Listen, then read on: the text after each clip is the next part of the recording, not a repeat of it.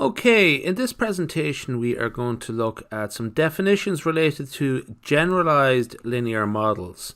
Now, generalized linear models are, you may have heard the name general linear models.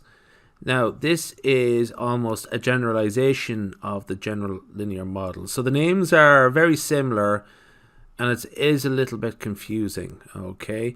So just watch out for that. Generalized linear models. Okay, now state the three main components of a generalized linear model. Okay, and then the second question is what is meant by a saturated model.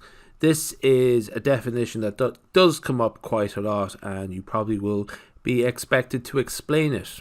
Okay, and what it means in the context of generalized linear models. Now, so, anyway, the three components of a generalized linear model are the distribution of the response variable, okay? Is it Poisson or, I don't know, it usually would be specified. A linear predictor of the covariates, okay? So in this respect, this is where we see the linear model, because it's a linear predictor of the covariates, a linear combination of the prediction, the independent variables, and so on. So this would correspond closely to the linear regression that you probably have done previously. This part here, okay, x, beta x, and so on. Okay, a link function.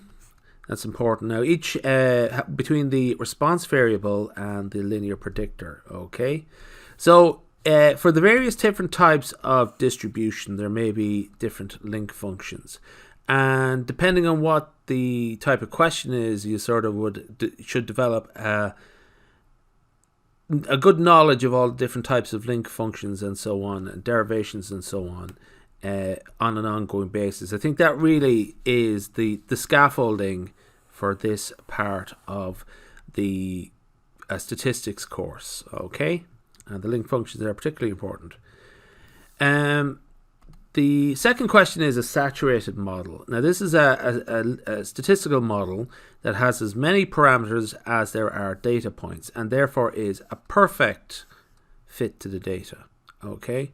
That seems not very sensible, or it's not very practical, but in theory it works, and it has a sort of practical benefit in that it provides a benchmark for comparing other candidate models from. So there's always a saturated model, and you're always sort of comparing your model to that by means and indirectly comparing it to other models.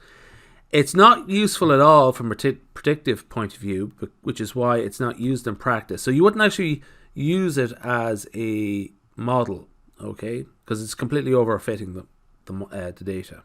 Okay, that's not the point of it though.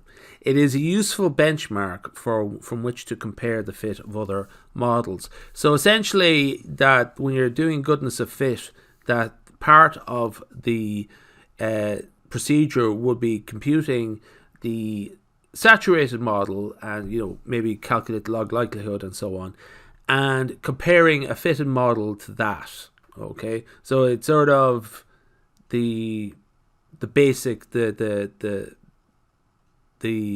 basis from which to make comparisons from. Yeah. All right, that's it really. That's just sort of some definitions to get started with.